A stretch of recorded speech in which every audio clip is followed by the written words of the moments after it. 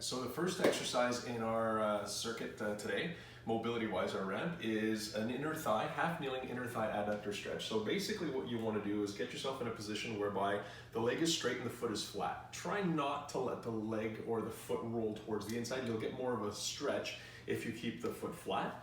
Hands down, and the bum is stuck out as best you can.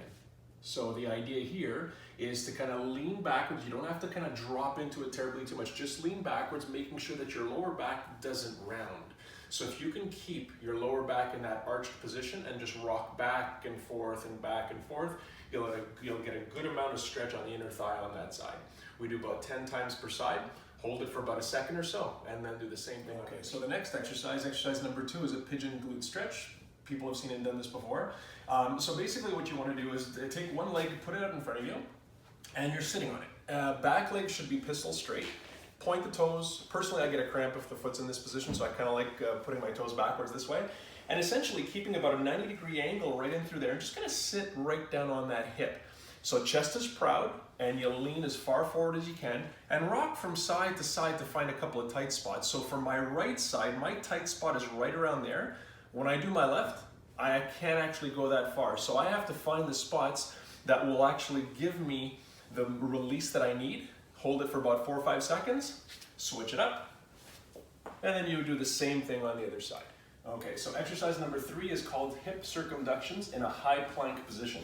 So everything we've always talked about in terms of the neck not drooping and the shoulder blades not drooping, especially in my case, you want to push yourself high up as best you can so that you're not droopy, right? Get yourself into a high plank position, i.e. a push-up position, pushing through the shoulder blades, bring one knee in, making sure that you're not tucking under, so your back shouldn't change.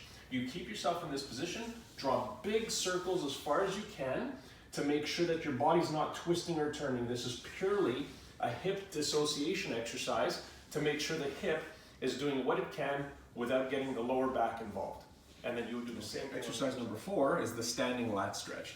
So essentially what you want to do is grab a dowel rod. If you don't have one, it's okay, but this is going to become very important in a couple of seconds when I explain why.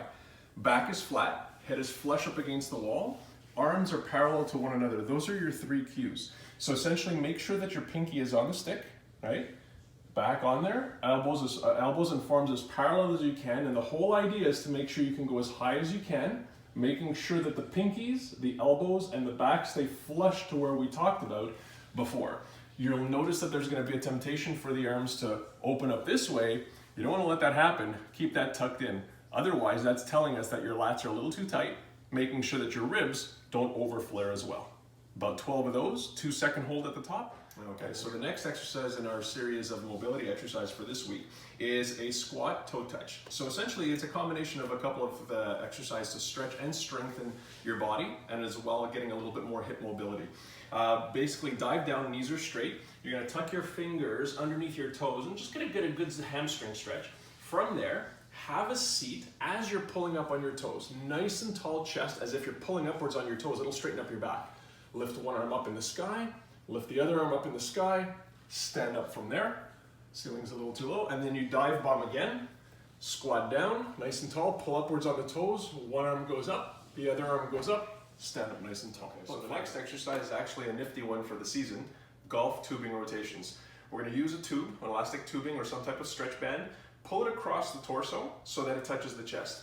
Assume an address posture or an exaggerated address posture, and from there, keeping the arms nice and level, rotate from one side down, all the way back to where you started from, down, point to the floor, and repeat for about 12 to 15 times per side. You'll notice that it's important to keep the tubing straight because sometimes a lot of times people will just turn with the arms and they're not getting anything out of the torso. The elastic is cueing you to use your entire torso at the same time.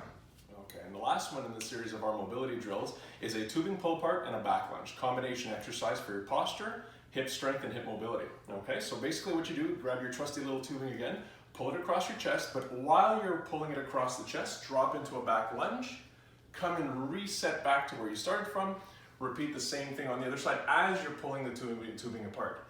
Now you'll notice a lot of times this is going to happen with the wrists, right?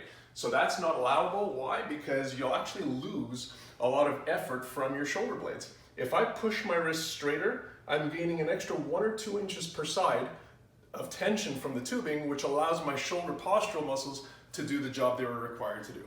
8 to 10 times per side would be great.